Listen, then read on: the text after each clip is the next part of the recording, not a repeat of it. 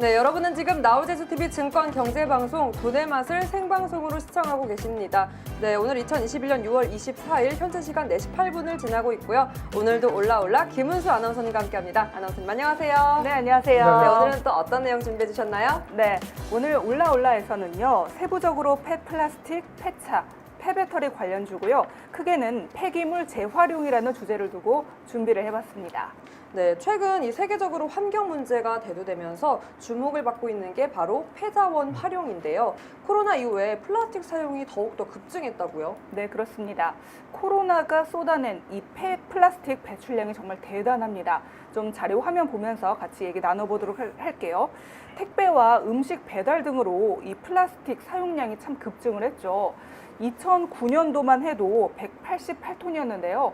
2018년 323톤으로요. 70% 이상 이 플라스틱 사용량이 늘어났다고 합니다. 정말 어마어마한데요. 그러네요. 제가 지금 두 분께 좀 질문을 드려볼게요. 네. 네.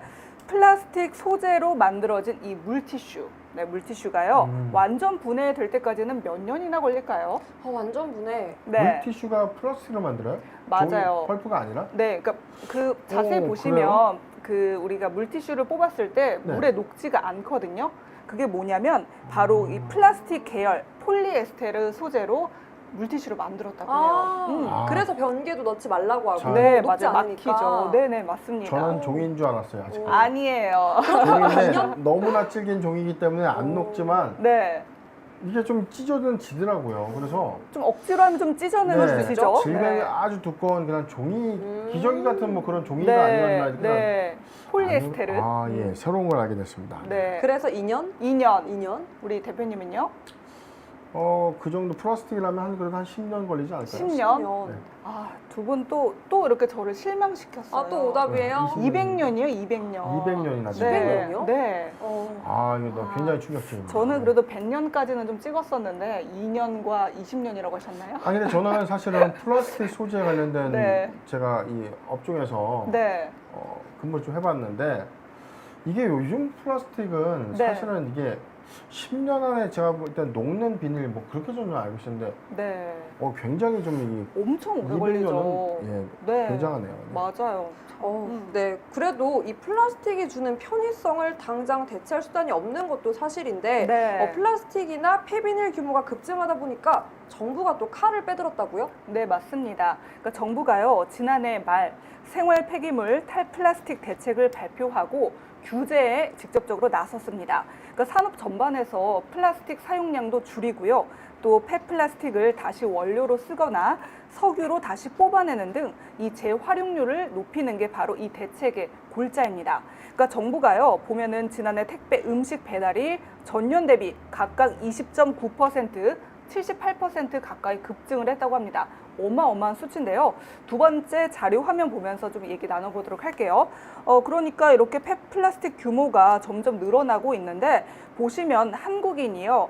1인당 플라스틱 소비량이 132.7kg에 달한다고 합니다. 1위가 벨기에, 2위가 대만, 3위가 한국이에요. 이건 2015년 기준 환경부 자료를 통해서 말씀드리는 건데요. 그러니까 참 우리나라가 플라스틱을 많이 사용하는 나라인 거를 한눈에도 알 수가 있고요. 또한 정부는요, 올해부터 이 폐플라스틱, 혼합 폐지, 폐섬유 등 올해부터 수입을 전면 금지했다고 합니다.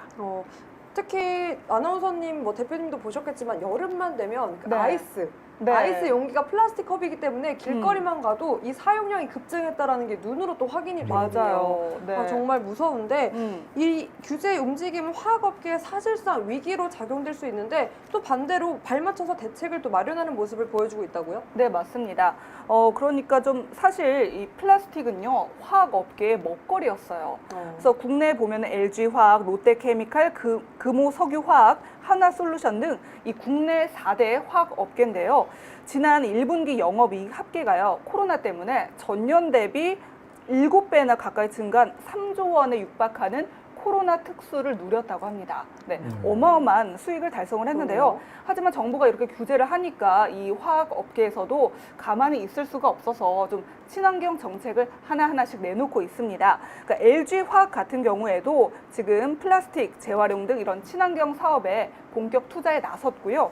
또 두 번째 기업으로는 보면은 SK 이노베이션도 지금 이 폐플라스틱으로부터 석유 화학 연료를 만드는 열 분해유 제조와 후처리 기술을 현재 열심히 연구 중이라고 합니다. 그리고 세 번째 기업은 롯데케미칼인데요.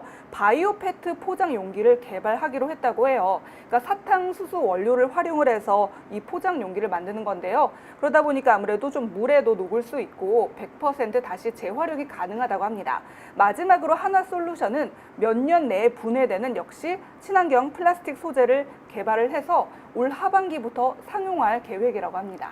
네, 이 재활용에 대한 필요성은 이 전기차 시대를 맞이하면서 더욱더 부각되고 있는 것 같은데요. 네. 노후 경유차에 대한 폐차 문제도 물론 있고 또 전기차 배터리가 소모품이다 보니까 이런 네. 것들을 해결하기 위해서 관심도 또 커지기 시작했잖아요. 네, 맞습니다. 그러니까 배터리 산업은요, 이 전기차 산업 생태계에서 가장 핵심적인 부분이라고 할 수가 있겠죠. 그러니까 현재 전기차에 사용되는 리튬 이온 배터리는요, 일반적으로 500번 정도 충전을 하면요, 급격히 이제 성능이 저하가 된다고 해요. 특히 급속 충전 이런 거 하면요, 더 얼마 쓰지 못한다고 하는데요.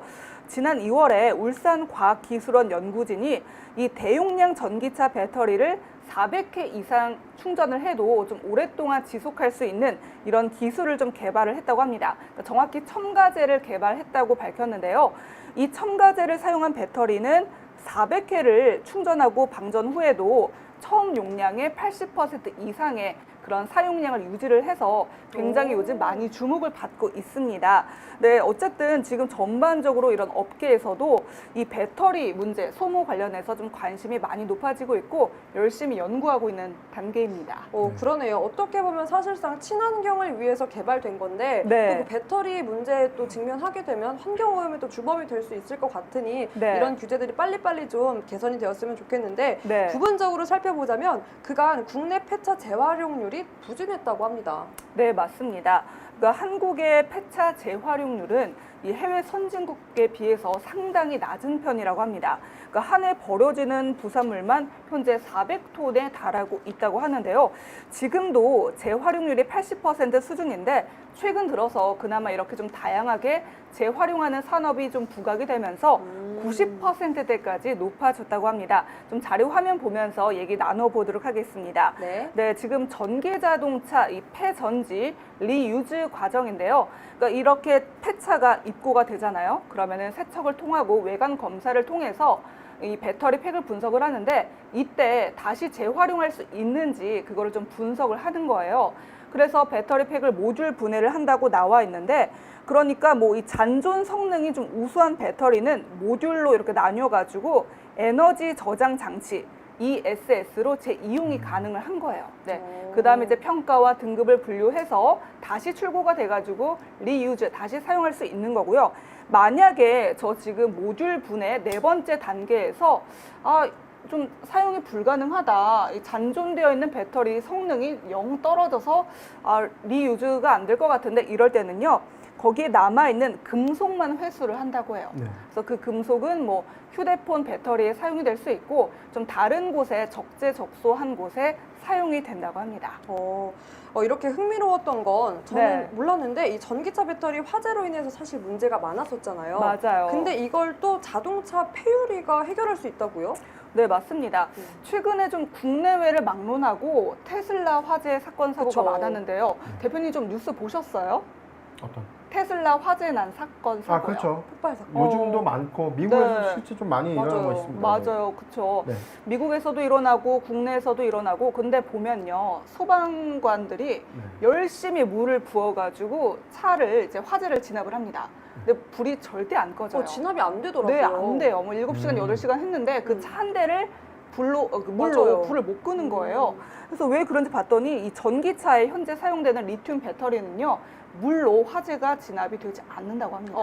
네, 그러니까 절대 물로 안 되는 거를 계속 이제 물로 붓고 있었는데 보니까 뭐 배터리 화재는요 이게 순식간에 확산이 되기 때문에 공기를 완전히 차단하고 열기 확산을 순간적으로 딱 막아야 화재 진압이 됐는데 좀 엉뚱하게 물로 이렇게 해결을 그러네요. 하려고 하다 보니까 그래서 화재가 좀 장시간 이어졌었죠. 네. 그래서 어쨌든 그 해답이요 바로 폐유리로 만든 특수 모래. 특수 모래만이 이 전기차 배터리를 불이 났을 때 이제 끌 수가 있는 거죠.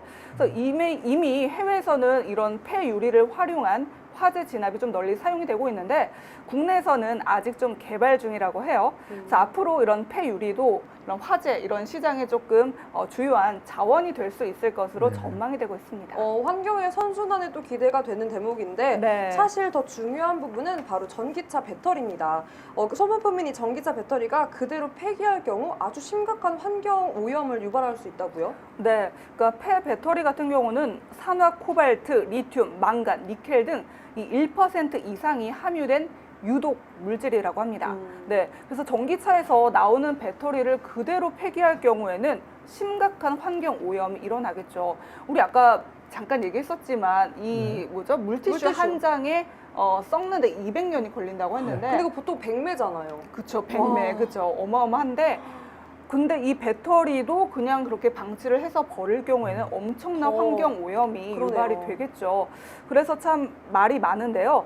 그러니까 앞으로 뭐 이런 부분에서는 조금 더 개발이 필요하겠지만 지금 사실 전기차가 이렇게 나온 이유가 우리가 이런 전 세계적으로 친환경이라는 그쵸. 그런 이제 큰 기조 아래 전기차가 나오는 건데 어떻게 보면은 그 친환경을 생각해서 만든 전기차 산업이 배터리 때문에 오히려 그러니까요. 또 다른 환경 문제를 야기시킬 수 있다. 좀 이런 문제도 지적이 되고 있습니다. 네. 그런데 이 전기차 배터리를 재활용하는 방법에 있어서 표준화된 평가 방식, 기준이 아직 부재하다고 제가 알고 있는데 네. 재사용하거나 재활용하는 쪽으로 해결도 가능하다고요? 네, 맞습니다. 그러니까 아까 얘기랑 사실 조금은 겹쳐요. 네. 아까 우리 폐차 보면서 그렇죠. 어떻게 되는지 과정을 좀 그림으로 봤었는데요. 그러니까 이 전기차에서 회수한 폐배터리를 재정비해서 다시 사용할 수 있는 거를 재사용, 리유즈가 되는 거고요. 배터리를 분해해서 좀 이게 사용 가능성이 낮다라고 판단이 되면 원재료인 니켈, 코발트, 망간 등 이런 금속을 추출을 해서 재활용, 리사이클링 하는 것이 바로 두 가지 방법이 될 수가 있겠습니다. 그래서 이 배터리를 어쨌든 재사용하게 될 경우에는 전기차에서는 고용량의 배터리가 많이 사용이 되기 때문에 이 ESS라고 하죠. 에너지 저장 장치와 좀 구조상 비슷해서 좀 앞으로 이 산업에 적극적으로 활용이 될 것이라는 예측이 나오고 있습니다. 그런데 또 이미 전기차 업체들은 이 폐배터리 재활용 사업에 뛰어든 곳들도 있다고요? 네, 그렇습니다. 그러니까 폭스바겐이나 BMW 등 이런 유럽 완성차 업체들은요, ESS 생산 라인을 벌써 구축을 해서 이미 사업을 시작을 했어요. 네, 국내에서는요, 올해 초 현대차가 이제 전기차 폐배터리 태양광 발전에 활용하는 사업을 추진을 하고 있다고 합니다. 그리고 LG 에너지 솔루션은요, 지난 2월 현대자동차, KST 모빌리티 이런 폐배터리를 매입을 해서 역시 ESS로 제작하려고 지금 추진할 예정이라고 합니다. 또 마지막으로 삼성 SDI 같은 경우에도 역시 전기차 충전용 ESS로 전환하는 사업을 좀 추진을 하고 있다. 이런 얘기가 계속 나오고 있습니다. 네. 이 배경엔 아마 이 폐배터리 재활용 시장이 빠르게 성장할 거란 예측, 또 전망이 겹치기 때문일 텐데 실제로 주목해봐야 할 산업이겠죠, 대표님?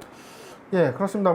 앞서서 이 폐배터리, 그다음에 폐플라스틱 우리가 좀 이야기를 했는데 네. 지금 이 플라스틱의 경우에는 사실은 이 재활용을 지금 이미 하고 있습니다. 네. 그런데 이게 일단 활용될 수 있는 이 플라스틱 이외에는 모두 다 폐기하거나 네. 모두 다 이제 불에 태우는 그런 어떤 과거에는 이 화력발전소에도 이게 원료식으로 좀 들어갔었던 근데 이게 많은 이 유독가스를 좀 내고 있다는 거죠. 그렇죠. 자, 그런데 이게 현실적으로 이 폐플라스틱의 경우에도 실제 적용돼서 사용되고 있는 사업 부분 이외에 네. 지금 이 적용 요소가 좀 달라지고 있다는 겁니다. 지금 뭐냐면 네.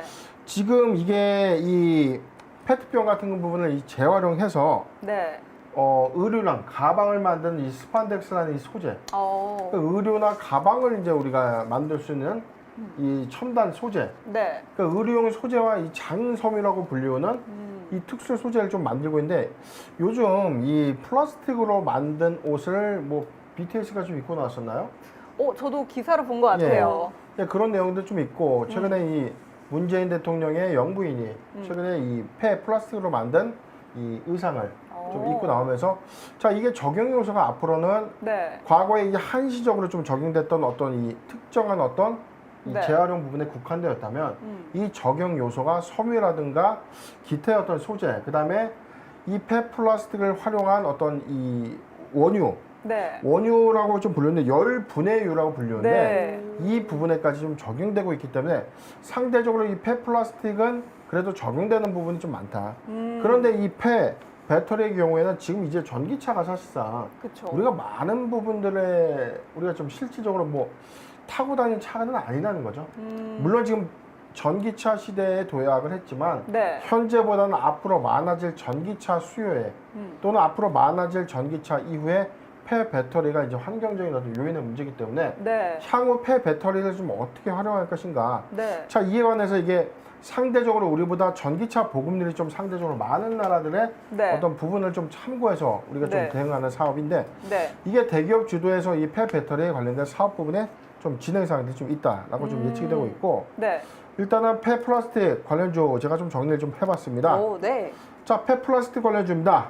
지금 우리가 이 단순하게 뭐 PT병 같은 경우를 우리가 재활용해서 단순하게 분해해서 또 다른 완구나 또 다른 플라스틱 제품에 활용하는 단순한 요소에 국한된 게 아니라 자, 네. 정리를 좀 해봤습니다. SKC 국내 최대 규모의 폐플라스틱 열 분해유 원료 사업을 좀 추진한다. 오. 플라스틱을 열로 분해해서 만든 기름을 네. 다른 원료로 이제 사용될 수 있는 이 사업을 네. 현재 추진 중에 있고 효성 TN이 페트병을 재활용해서 의류와 가방에 적합한 소재를 생산하는 스판덱스의 점유율 1위사입니다. TK 케미칼 리사이클 펫 사업을 통해서 리사이클 칩과 장섬유의 생산 플랫폼을 최근에 좀 구축했다라고 좀 밝혔고요. 네. 삼양 패키징의 경우에는 페트병 제조사 우리 국내 1위의 점유율입니다. 이 회사가 다시 이 재활용 사이클 형성 유지를 통해서 점유율을 좀 지속적으로 좀 유지하지 않겠는가. 네. 그러니까 지금 뭐냐면 기존의 페트 제조에 들어가는 이 원료를 네. 폐플라스틱을 이용해서 지속적인 원가를 좀 절감시켜서 가는 구조라면 네. 시장 점유율도 좀 유지할 수 있다라는 관점이고 오. KG RTS는 프랑스 폐기물 업체가 투자한 이 회사인데요. 네. 신소재 사업을 좀 영위하고 있는 만큼 폐플라스틱을 이제 활용한 이런 적용 요소를 좀 만들고 있다라고 오. 분석이 되는 종목입니다. 뭐 기타 많은 종목들이 좀 있지만 네. 제가 주목하는 이 5 종목이 좀 있고요. 네. 자, 다음 우리가 배터리도 한번 봐야겠죠. 오, 네. 오. 폐배터리까지. 오늘 예, 오늘은 좀 작정하고 왔습니다. 많이 뭔가 준비해 주셨어요. 제목만 이야기하고 왔더니 우리 투자자분들, 우리 시청자분들이 너무 불렀어요. 야박한 건 아니나 해서 제가 맞아요. 오늘은 좀 다소 기분도 좋고 오. 자, 서비스 정신이 좀 투철을 하기 때문에 자, 폐배터리 관련주 잠깐 보도록 하겠습니다. 네. 현대글로비스 전기택시 배터리 렌탈 사업 타켓 승인으로 인해서 폐배터리 활용 사업을 진행한다. 지금 뭐냐면 이 회사 이 앞으로 이 전기택시가 많이 보급이 되면 네네. 이 교체 주기가 빨라질 수밖에 없죠. 왜? 그렇죠. 주행 거리가 많아지기 때문에 차가 배터리 소모가 크니까. 빨리 그렇죠. 네. 배터리 소요가 빨라질 수밖에 없기 때문에 네. 그렇다면 이 택시 사업자에 한해서 지속적으로 차를 계속 비싼 고액을 들면서 바꿀 수는 없다는 거죠. 그건 아니죠. 자, 네. 그렇기 때문에 이 배터리를 이 재처리해서 다시 렌탈해서 판매하는 이 배터리 렌탈 사업의 특례 승인으로 사업을 좀 진행 중에 있다. LG 에너지 솔루션은 지금 북미 최대 배터리 재활용 업체와 리사이클 계약을 좀 체결했고요. 네. SK 이노베이션도 폐배터리에서 금속을 추출해서 이 수산화 리튬 추출을 통한 재생업을 좀 진행하고 있습니다. 오. 삼성 SDI 폐배터리 재사용 기업의 지분 투자를 통해서 이미 폐배터리 사업을 좀 본격적인 진출 선언을 좀 했고요. 자, 이어서 좀 보도록 하겠습니다. 네. 자, 파워로직스가 있죠. 전기차 폐배터리 에너지 저장 장치의 생산 라인을 좀 구축하면서 네. 자, 소형주에서는 이 강한 이 기대감 좀 받고 있다. 영화테크, 현대차 그룹이 추진하는 배터리 이 재사용 네. 사업 진출의 좀 수혜주로 좀 구분이 되고 있고요. 인선 ENT의 경우에는 자, 폐기물을 처리하는 이 회사인데 폐자동차의 재활용 전 단계 사업에 이 국내 동양 시장의 가장 큰 규모를 사업적으로 갖고 있습니다. 네. 그렇기 때문에 이를 통한 폐배터리의 통합 관리를 좀 구축했다라는 좀 평이 나오고 있는 것입니다. 네. 이렇게 오. 대표님이 종목을 설명해 주시니까 너무 좋아요. 이게 네. 종목 설명이 없다면 올라올라에서는 정말 안고 없는 찐빵과 그럼요. 다름이 없습니다. 좀 오늘 팝 힘드네요. 가득이었어요. 자, 오늘은 좀 많은 종목들 줬는데, 자, 네.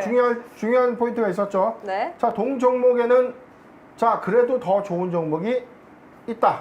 있다. 저 상단에 전화번호 하단 노란톡 입장해 주시면 네. 관련 이 궁금해요. 방송 자료 공유해 드리면서 더 관심을 가져도 괜찮은 종목에 대해서 언급해 드리겠습니다. 네, 네. 폐기물 재활용에 대해서 오늘 살펴봤는데요. 나는 과연 여기서 원픽을 뭘로 해야 될지 모르겠다 하시는 분들은 꼭 연락 주시기 바랍니다. 오늘도 두 분 말씀 너무 감사합니다. 네, 감사합니다. 네, 돈의 맛 오늘 저희가 준비한 내용 여기까지입니다. 앞으로도 쭉 돈맛 보여드릴 테니까요. 끝까지 많은 사랑 부탁드릴게요. 저희는 내일 이 시간 다시 찾아뵙겠습니다. 끝까지 사랑해주세요.